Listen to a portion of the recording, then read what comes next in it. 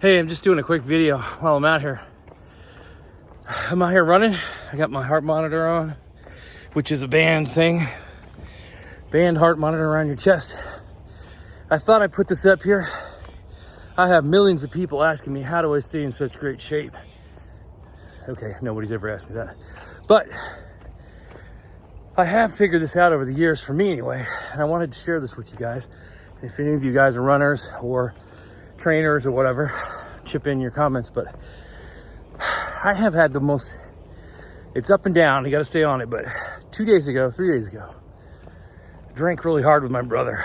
And, you know, I'm a alcohol abuse person. It's my personal freaking challenge that a lot of you have. And this is one of the reasons I started my channel.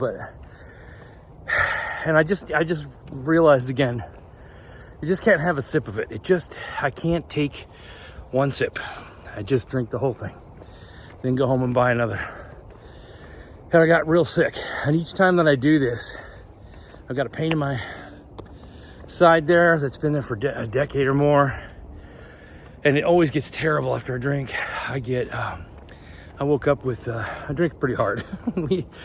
we did have some good whiskey, but always pay the price. So anyway, woke up with neuropathy. My right leg went numb on the skin, tingling all from my waist all the way down. I've had neuropathy in the past, believe it or not, years ago. And I just quit drinking. I got on the running, the hiking. It's one of the reasons I try to hike a lot. And it did go away, but it's back. So it just shows I can't drink. My body's reached a point where it's like, we're just not doing that unless you want to die. So alcohol's a toxin and a poison. So there is no safe level of alcohol, period. It's just that our bodies are pretty good at surviving what we throw at it. But after years, you know, getting to your 50s, which I'm at now, and just can't do that anymore. And it's hard because it wants it. But to the point, what it also robs me of is, you know, energy. I had to take the whole day to recover yesterday. It's hangover, no energy, just God. And I just said, that's it, which I've said a million times. I'm not drinking anymore, right? And I'm not promising I won't, because I don't trust myself at all anymore. But I do have a good feeling about this time. And the feeling is, I was like, God, there's just nothing valuable about alcohol. I mean, just nothing. Fit Recovery, which you check them out on YouTube, Fit Recovery, great YouTube channel. Their term is, it's a dead resource. And it is a resource of calories and makes you feel good, you know, on the front end anyway. But it is, when you get done with the hangover, and it takes me 48 hours now to get over it, if you drink hard, what did I gain from that? Zero. I gained nothing other than possibly furthering disease, shortening my life, more pain, can't produce anything, wasted another day. We don't have many days on this earth. I'd wasted another one trying to recover from the garbage. So anyway, I'm not judging anybody. I leave that to you. But if you've got an issue with this, it doesn't, for me and people like myself, and there are millions and millions and millions. This could be drugs as well, whatever. But there is no safe amount of drinking. Yeah, you tell yourself, I feel pretty good. That's the lie. The lie is, for an alcoholic or for a alcohol, what is it called? Substance misuse syndrome, or whatever they call it now. Your brain tells you when you start feeling good, it's the weirdest thing. I don't feel right when I feel good. So I start feeling good. I'm working out, I'm running, I'm eating good, I'm sleeping, drinking lots of water, blood sugar's looking good. I start really getting nervous and craving alcohol, because then I want to feel just a little bit better. And your brain just has this voice. I saw the singer of Judas Priest call it the beer guy, the beer man, the beer voice. Starts tapping you and saying, hey man, what are you worried about? I mean, you feel great. You're not really that far down the path of alcoholism. You're fine. That pain's gone. I mean, sure, you surely can have a beer. And it's off. You're off and running. So that is just a very clear description of addiction, right? It's a brain chemistry loop. Other videos. This video today, just laying the background there. And what I'm doing today is running. So here's what's weird. Yesterday I felt like death. So I got up in the morning and I thought, well, that's it. I have to attack this again. And this could happen like every other day sometimes. Sometimes it's months in a row, sometimes it's years, but I was like, okay, what do I gotta do? I need to eat right, I need to get my supplements, I need to do this and this and this. I would really like to exercise. Hopefully my feet will come back. I won't have this burning and tingling. But yesterday I could do nothing but lay and sit. So I got up this morning. What I did do is those things. I took my supplements, drank a lot of water, didn't eat heavy. I got back on my intermittent fasting and had at least, this is 24 hours now since I've had food. And thank God I woke up this morning. This might not happen when I'm 90 if I live that long, but I woke up and I felt good, had energy. I'm like, oh wow, I feel pretty good. I'm gonna go run. And I put on my gear, start walking. And the one thing I've been doing, and there's a lot of mystery to this, but I've been taking creatine and greens, powders, and try to cut the carbs and eat light. Creatine yesterday, creatine this morning. Got up right now and started running, and I was like, holy crap, I feel like I lost 20 years off of the way I feel just in one day. So that means I can run better. So I'm running, I'm back, because 2 days ago I thought, man, maybe you're just done. Maybe you're never gonna be able, oh, your legs are numb, oh God, what's gonna happen? Point of this video, I'm rambling, sorry, but is don't give up. Exercise. You've got to exercise. You've got to exercise right. I'm not a trainer, I'm not a doctor, so get that out of the way. But for me, I learned this a long time ago from a friend, Archie Muse, who was a runner. Just how to kind of run with your heart rate. And I want to just talk about that real quick. Because today I had energy. I'm on the road running. No depression, just feeling great. Now this doesn't mean I'll stay this way all day. Somewhere around 4 o'clock, I'm gonna crave alcohol, I know it.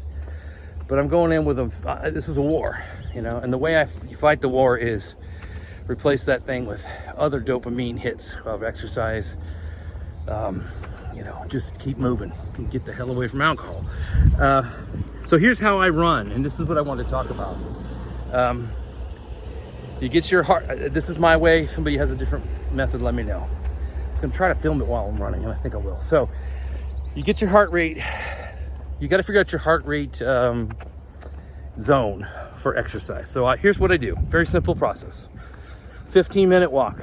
This is not you turn on your heart rate, click start the watch, you've got your band on. These are better than the wrist ones. The wrist ones are not accurate, not as accurate. If that's all you got, use it. But if you don't have one, do it anyway. But if you can get the chest band ones, they're accurate. So first you got to calculate your zone. Where is it that you're trying to run at to be not burning fat, but aerobic, right? Walking is good. If all you do is walk, it's also very good for you. I did the Florida Trail. I walked 1,100 miles, 1,200 miles. I lost 40 pounds. I was in the best shape of my life. My legs were so strong, I could lift, it was unbelievable. And all I did was walk and carry 30 pounds on my back. So you can just walk. But if the quicker way to get in your everything, those endorphins and your dopamine and your serotonin and your blood flowing and oxygen is to learn to run. I love running. There's a right way to run. Don't listen to anybody that tells you, even a doctor that tells you you can't run. Running's hard on your bones, it's hard on your joints, unless you've got some kind of serious injury. That's nonsense. If you run too hard, you can hurt yourself. So you have to do it right, and this is the key. Calculate your zone. The zone is, I think if I remember right, 80% of your maximum heart rate. So you can figure this out. You just Google it. How to find your maximum heart rate. And it's just a guess. Your age, if you're a guy, 55 years old, you should have a maximum heart rate of whatever. I don't think it's totally accurate because I'm running at the same heart rate I was 20 years ago. But start there. So let's say it's 180 beats per minute. Take 80% of that. I don't know what that is, but you math people. So mine ends up being around 148 beats per minute. That is not your max. Like if a bear's chasing you and you're gonna run as fast as you can go, we're not doing that. That's where you have no oxygen in your blood. You're in survival mode. And your body is really sensitive to this. So if you're going too fast and not getting enough air, it goes into an anaerobic state, and you're kind of training it to be anaerobic. So you're not really doing what you want, you're doing the opposite. What you want is less than that, but not so far less that you're not really working hard. You got to work hard enough. So it's not this walking. Now this is good. Again, this is better than sitting. And I do walk when I'm off the exercise. I've been drinking too much, or I just get out of shape. I take the first 3, 4, 5, even a week. I don't try to run, I just walk, right? But you get that number first so you know where you're headed. Mine is 148, more or less. If I hit 150, and this will happen to you if you start running, it feels so good to run. Once your body goes, okay, I think I got the basics down, I got the muscles down, I know how to breathe. It might take you a couple of weeks, but you'll get there. And then it feels great when you hit that zone. I'm feeling fantastic right now. I just basically finished running, but thus the manic high energy. But anyway, 148 is my top. I've figured that out. I calculated it years ago and it's very accurate. If I go to 150, I don't even need to look at my watch anymore. I'm almost always know exactly what I'm doing. So if I hit 150, or I'll be running, I feel like, God, I just can't get in here. I think I'm going too fast. Take a look at that watch. Sure enough, 150, 151. Can't do 155. It's that subtle, okay? 130 is too easy. 140 is depending on the day. So if you're feeling good, again, if you need to ramp up to this because you're out of shape and you haven't moved, take it slow. But once you've been kind of going, you got your muscles built up a little bit, you're walking, you're breathing, try this. Get your zone. Mine's 148. So that's the number I'm shooting for. This thing tells me where I'm at, right? Like right now I'm at 114. So 114 is almost a resting heart rate. So I'm in somewhat good aerobic shape, I guess, because I don't do it well, but I do exercise. You know, I climb roofs and then I'm off for 3 weeks, but then I'll go on a hike, and then so I'm basically my body has been aerobic most of my life. So 114 is too slow, 150 is too fast. I want to be between 145 and 148. It's not perfect, but somewhere in there. And here's how you do it. Here's how long you want to do it. That's what you're shooting for. You don't jump out of the chair and start running. 15 minutes to warm up your body, get the blood into your muscles, wake up. That's always the hardest part for me, because I'm like, God, I don't want to do this. Many days you don't want to do this. It's not about wanting to do this, it's about discipline. You have to do it. So 15 minutes.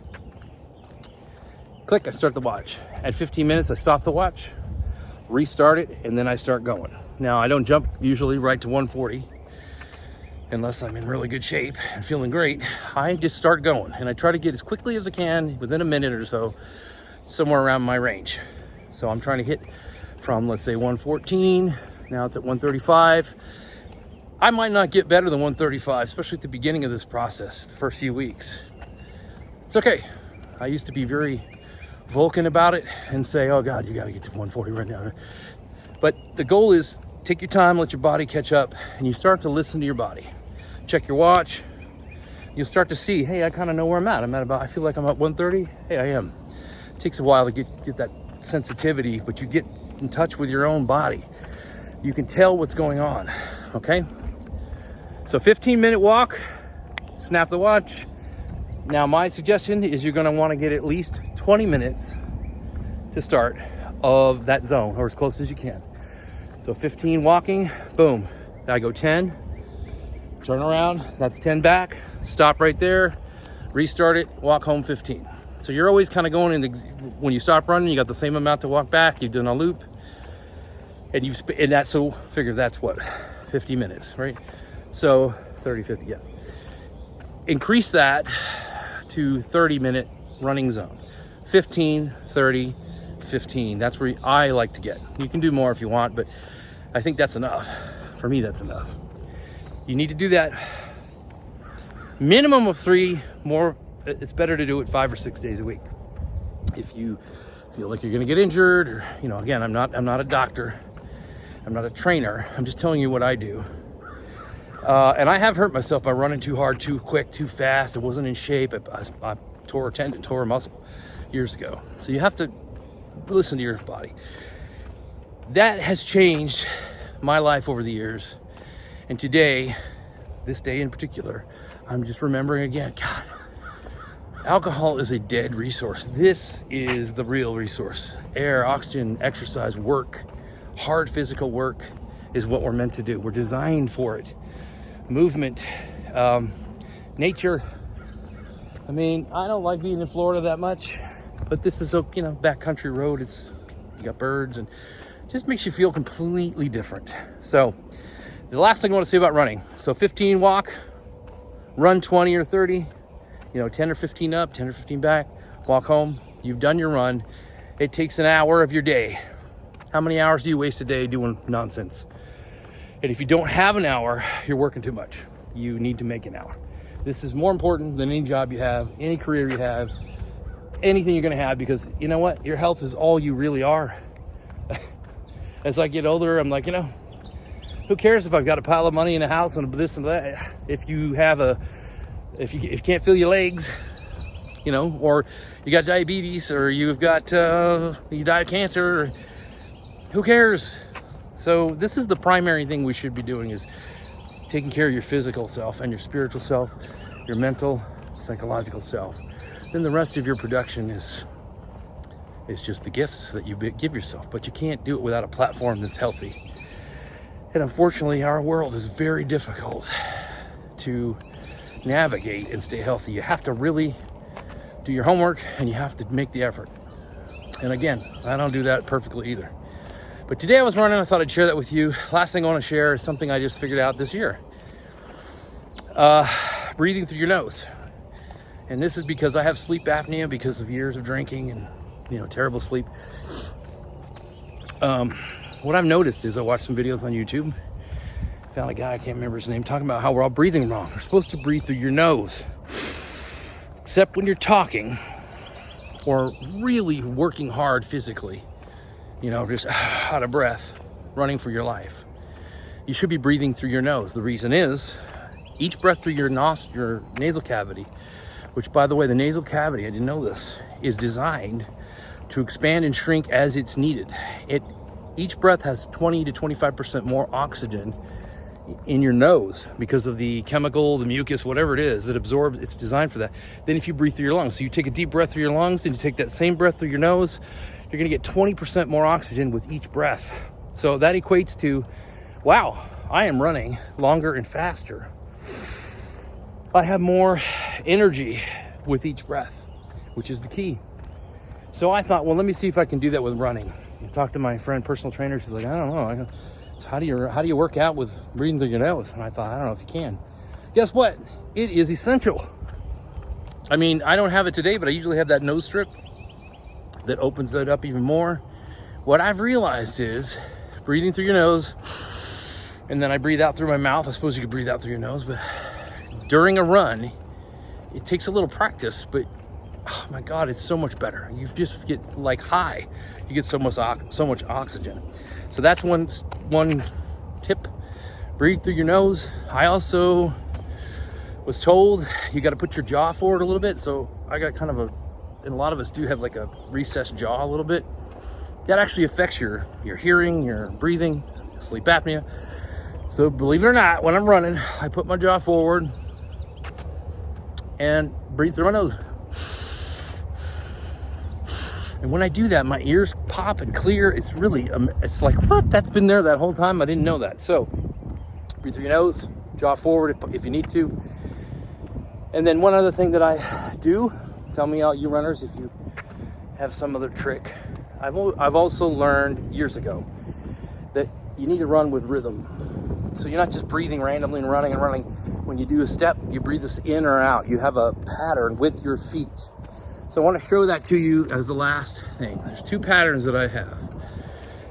And I just kind of do whatever my body seems to ask for at the moment. When I first start, I'll just start. right? Sorry if the phone's all over. So,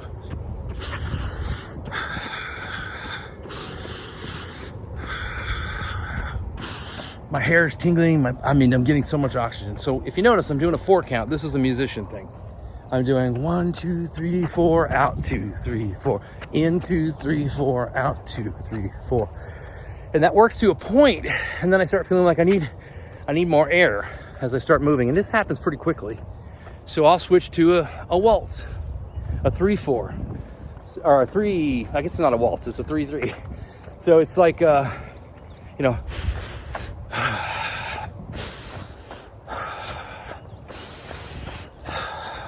that combination of 3, using your nose, and when I have the breath strip on, it's even better.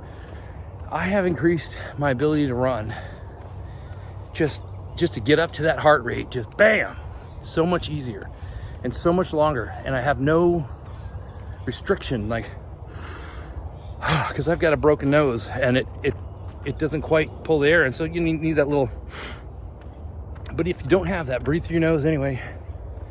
Start with 4s and then try 3s and see. You'll start to realize, man, I'm out of oxygen. You get that desperate feeling like I need to breathe, I can't breathe. You're either going too fast, which you might be, if you're passing your zone, or maybe you need to switch up your breathing technique a little bit. And notice I'm breathing with my footfall, my feet. So I'm not going, not random. I'm just, it's 1, 2, 3, it's my feet. That's the drum. 1, 2, 3, 4, 1, and you can break that up however you want, just like music. So, 1, okay.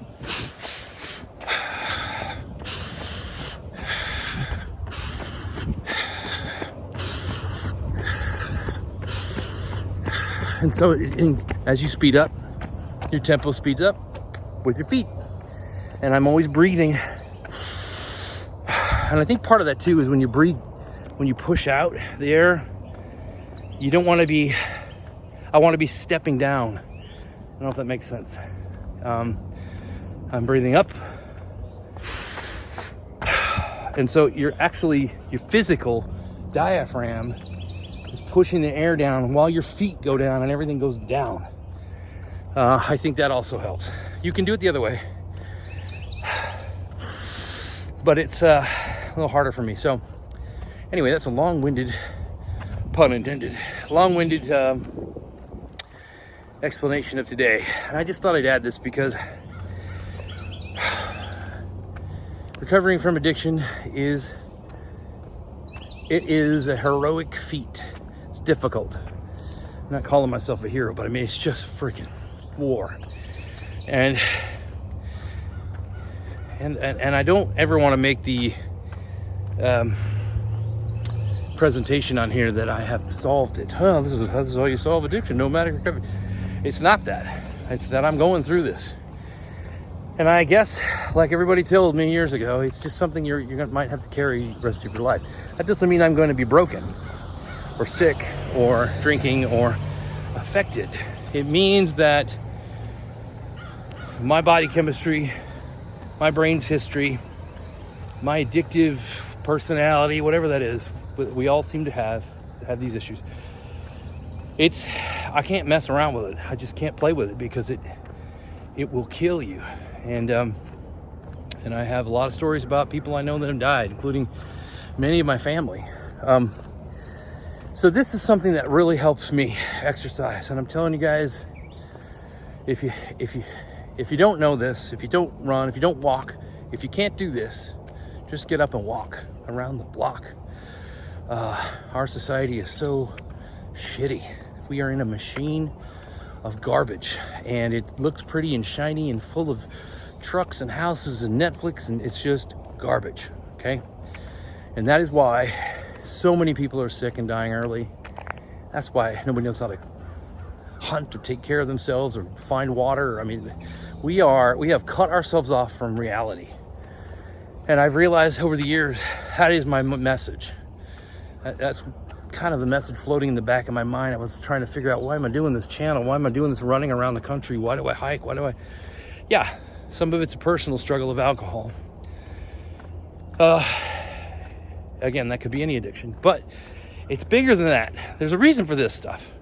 We live in the most stressful, diseased environment in the West.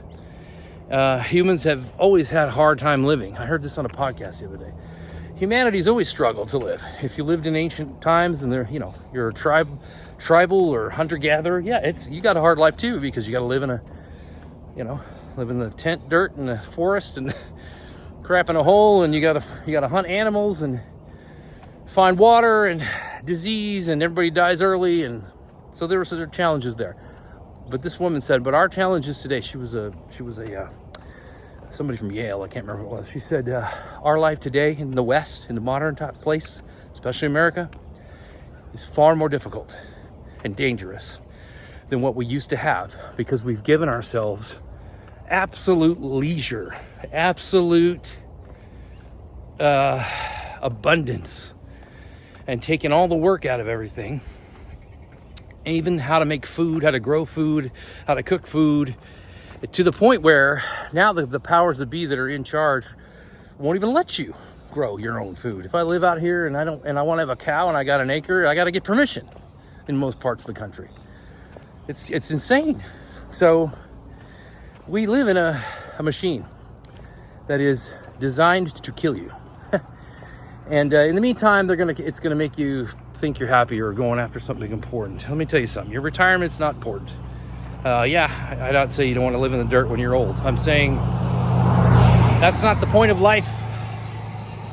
And we really need to work harder. That's why, gyms. What is a gymnasium? That's just the weirdest concept. People didn't have gyms before because they didn't need them. They went out to split wood for fires. And there are people in the world that still do this. And even in our country, in parts of the country, the rural parts, But for them, even them, driving a truck. Used to be you have to ride a horse, you got to feed that horse, you got to cut that hay, you got to clean that corral, then you got to go grow that garden, and you got to go inside, and you got to take a bucket down to the river and get that water. Well, if you do all that, you're going to be in great shape. As long as it doesn't, it's not overwhelming and kill you. But I'm out here running because life doesn't allow me to work unless I go out and do some kind of artificial, ridiculous work. So that's one of the reasons I'm an insurance adjuster in the field.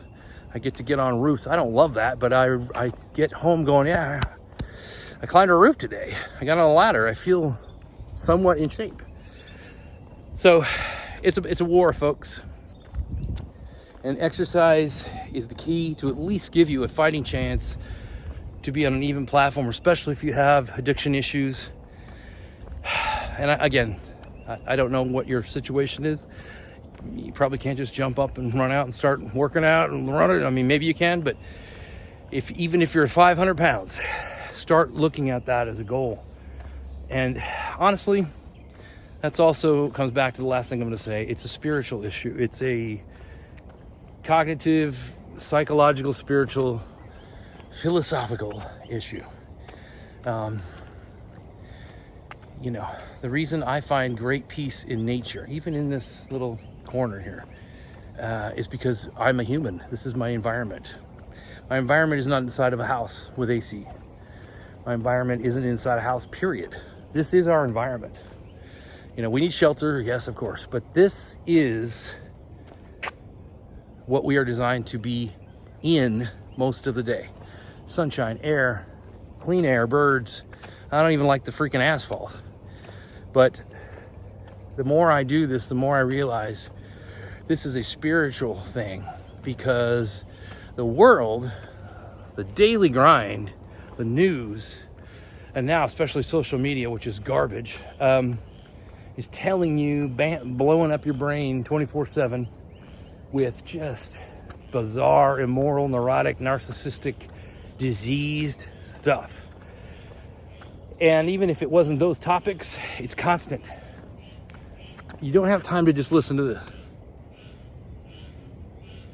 Why is YouTube channels with birds chirping one of the biggest and background river sounds, biggest channels on YouTube? Because like me, people go home and go, God, I need to hear some nature. So I'm rambling again, but this is the point of this channel. It's the point of everything I try to get across to anybody. I'm no example of that, but I try to get out here. And when I had a moment this morning, I'm like, you know what, I'm going to share this, because in 24 hours, 48 hours, I feel like a complete different person, different outlook. And so I thought about that again. It's not that I don't know it. Why? Well, it's the choices that I make. You know, I didn't drink yesterday. I wanted to. It's crazy. I wanted to. I'm like, oh, I feel like death. I still think I can drink. That's the addiction. And I was like, nah, fuck that. Sorry for my language, but fuck you, addiction. I'm not doing that, beer guy. And what am I going to do? And I'm also not going to sit. I'm going to get up, take supplements, even if I feel like death and I die tonight. I'm going to try. And then tomorrow, if possible, I'm going to run. And bam, came out here and everything just ramped and ramped. And now I'm feeling great. And actually, you could look at it this way too. If this helps anybody, if it helps any of you or anybody you know, to know that you can do this, and nature's a big part of this. Simple life, van life, whatever. Getting out of the machine, putting your priorities not on money, not on things. Doesn't matter. It fucking doesn't matter. I'm telling you, won't matter on your deathbed. It's now. What do you feel like today? What are you doing today? What work are you doing to help others today? And to do that, you need good health, or the best health you can get for as long as you're alive. And if this helps you, it's only because I got out of bed this morning and said, I'm going to run. And I got inspired. I feel great. Now I'm passing this on and sharing this with you, and hopefully it shares with others. That's how it works, guys. Every little thing you do matters, good and bad. And again, I'm not trying to be Plato here. I'm just sharing my experience today, which feels pretty good. Now I guarantee you, tonight I'm going to want to drink. Guarantee it. That goes away after a while, but it doesn't always. It's not always easy. So this does help though, because I'm pumping my body full of endorphins, dopamine. I've taken my supplements for those things too, for dopamine, and I'm going to do another video on that. That do help you kind of get past that threshold of your door and say, all right, I'm putting my shoes on. Tell you what, the hardest part is putting your shoes on. I got up this morning, even planning to run. I was like, yeah, I want to run. Felt pretty good. I'm like, all right. And I was putting my shoes on. I'm like, because I'm like, it's an hour. It's like, your mind starts doing that. But I just remember this is waiting for me. And that's why, for me, I got to be in nature. If I lived in New York City and then I got up and I still had New York City around me, I don't think I could live there. I've done city life. It's horrible for me. And I think it's horrible for everybody. They just don't realize it as much. But anyway, that's my video. This is not a hiking video. This is just a nomadic recovery video. Get to the woods. That's always been my thing. But if you can't get to the woods, get to the farm, get to the park, and get out of your house and get walking. Anybody with, anybody, most people, again, depending on your health situation and your physical abilities, most people can benefit, put it this way, from exercise. We all need exercise and correct food and eliminate the toxins. And it creates this mindset that pushes you forward. Now I'm feeling like, hey man, I want to get look at my business today. I want to do this. I mean, I'm feeling completely like myself again. Whereas 2 days went by where I was like, ugh. And that's alcohol. Alcohol is a lie. It is a lie. Addiction. But there's really only one addiction. They're all the same issues. They're all the same dopamine systems in your brain. Whether it's crack, alcohol, sex, food, other behaviors, relationships, it's all the same. Same cause. It's all your dopamine, trying to get that feeling of good, and your brain has learned it. I think certain people have an easier time just falling into those patterns, obviously. But mine is beer. Not even just alcohol, just beer. I did drink heavy over my brother's house. We had some good whiskey, and I don't really drink hard liquor very often. But it was fun. We drank some. It was fun. But I got home, I couldn't feel my legs. Think about that. My passion in life, one of them is hiking and running, and I couldn't feel my leg. it worked, but I couldn't feel the skin. It was like you had anesthetic on the top of it. And right now I can feel they're burning a little bit. It's not quite what it was 20 years ago. And that's from chronic drinking for years and years and years. Even though I've taken many times off, it's just telling me, hey, you're done. You're done. Stop pretending you're not done. So I hope this helps somebody. I guess that was my message. I got another video coming up too next, my rest of my California trip. So get to the woods. Have a good day, guys.